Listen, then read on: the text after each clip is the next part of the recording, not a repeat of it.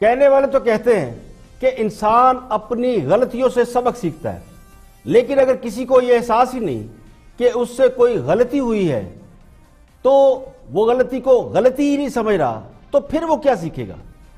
ہاں صاحب نے سپریم کورٹ کے فیصلے پر جو اپنا رد عمل دیا اس نے قوم کو خاصا حیران بلکہ پریشان کر رکھا ہے۔ آرمی چیف کی ایکسٹینشن کے معاملے پر سپریم کورٹ کے فیصلے کے بعد پرائم منسٹر نے ایک ٹویٹ کیا جس سے خاصی بحث ہو رہی ہے۔ یعنی سپریم کورٹ نے حکومت سے کہا کہ آپ کی وزارت قانون نااہل ہے، لوگوں کی ڈگریاں چیک کرائیں، سمریاں بنانے میں آپ سے غلطیاں ہوئی ہیں، تو یہ بات بھی خان صاحب نے مافیا پر ڈال دی۔ یعنی خان صاحب نے کہا کہ آج کا دن اس مافیا کے لیے مایوس کن ہے جس نے اداروں میں لڑائی کرانے کی کوشش کی، یعنی تصادم کرانے کی کوشش کی۔ تو سوال یہ ہے کہ یہ تصادم کی نوبت آئی کیوں؟ کیا یہ بات خان صاحب نے خود اپنے لیے یا اپنے لوگوں کے لیے کہی ہے؟ کیونکہ اس معاملے میں جو غلطی نظر آئی، جو نااہلی کوتاہی نظر آئی، وہ گورنمنٹ کی طرف سے نظر آئی، یعنی حکومت کی طرف سے آئی۔ اداروں کو آمنے سامنے ان نالائق لوگوں نے کھڑا کیا جنہوں نے وہ سمریاں پیش کی تھی، تو آپ الزام کس پہ لگا رہے ہیں؟ اگر حکومت اپنی غلطی مان لیتی تو اس بات کا احساس ہوتا کہ کوئی نہ کوئی یعنی کچھ سبق سیکھ لیا گیا ہے۔ آرمی چیف کی ایکسٹینشن کا کیس ایک ویک اپ کال ہے، لیکن اگر آپ اس کو غلطی سمجھیں گے نہیں اور اسے کانسپریسی یا سازش قرار دے دیں گے تو اس کا مطلب یہ کہ کہیں ریئلائزیشن میں کمی ہے۔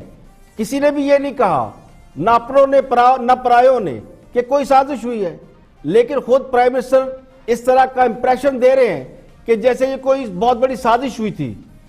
اس کا مطلب یہی ہے کہ اسے غلطی نہیں مانا جا رہا، سازش سمجھا جا رہا ہے، اور کہا یہ جا رہا ہے کہ اداروں کو لڑانے کی کوشش کی گئی، کہ سپریم کورٹ نے ٹیک اپ کیا، غلطیاں حکومتی ٹیم کی طرف سے ہوئی، تو پھر الزام کس مافیا اور کون سی سازش کا کہا جا رہا ہے؟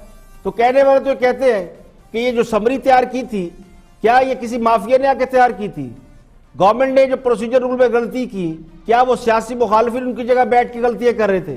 تو جس طرح میرے نزدیک اداروں نے بیہیو کیا، یہ جو پورا ایپیسوڈ ہوا اس کے اندر اداروں کا جو رویہ تھا وہ لائق تحسین ہے۔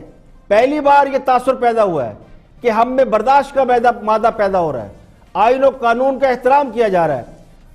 پرائم منسٹر نے اس کو بھی مانا ہے، لیکن جو سپریم کورٹ نے اور اداروں نے پارلیمان کو سپریم تسلیم کیا ہے، یعنی سپریم کورٹ نے اپنے فیصلے میں اب یہ فیصلہ اپنے ہاتھ میں نہیں رکھا، یہ فیصلہ پارلیمنٹ کے سپرد کر دیا ہے کہ وہ قانون سازی کرے، ترمیم کرے، جو قانونی حکم ہے وہ دور کرے۔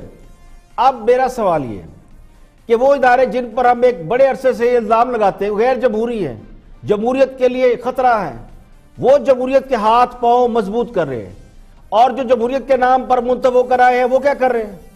کیا وہ پارلیمنٹ کو ایسی عزت دینے کو تیار ہے جیسی عزت ادارے دے رہے ہیں؟ اس کے برعکس جن پر جمہوریت کو کمزور کرنے کے الزام لگائے جا رہے ہیں وہ پارلیمنٹ کو، جمہوریت کو عزت بخش رہے ہیں، اور جمہوریت والوں کی لڑائی یہی ہے۔ یعنی ایک عرصے سے جو ہم سنتے آ رہے ہیں کہ جی پارلیمنٹ کو سپریم مانا جائے، سول بالادستی ہونی چاہیے، تو پارلیمنٹ کو تو سپریم مان لیا گیا ہے، لیکن شاید جمہوریت والوں کو اس کی سمجھ نہیں آ رہی کہ پارلیمان کو اس سے زیادہ عزت دینے کا اچھا موقع اور کیا ہو سکتا تھا۔ تو میرے لیے تو کل کا دن ایک بہت بڑا دن تھا اور اس کو سیلیبریٹ کرنا چاہیے تھا۔ یعنی جن پر عدم برداشت کا الزام تھا انہوں نے برداشت دکھائی، یہ تاریخ ساز ہے۔ اب ان لوگوں کو برداشت دکھانے کا وقت ہے جن کی آستین ابھی تک چڑھی ہوئی ہے، جنہوں نے بازو چڑھا رکھے ہیں، ان کو وہ حوصلہ دکھائے، وہ برداشت دکھائے، وہ ذرا تحمل کا مظاہرہ کرے، جس طرح عدالت کہتی ہے ہم نے تحمل کا مظاہرہ کیا۔ یعنی بعد میں تو خان صاحب نے تقریر کی ایک اور جس میں کہا کہ ادارے ایک دوسرے کی عزت کرنے لگے ہیں، تو خان صاحب سے گزارش یہ ہے کہ خان صاحب ذرا خود بھی دوسروں کی عزت کرنا سیکھ لے، اپنے لوگوں کو بھی سکھائے کہ دوسروں کی عزت کرے، کیونکہ اسی میں سب کی بہتری ہے۔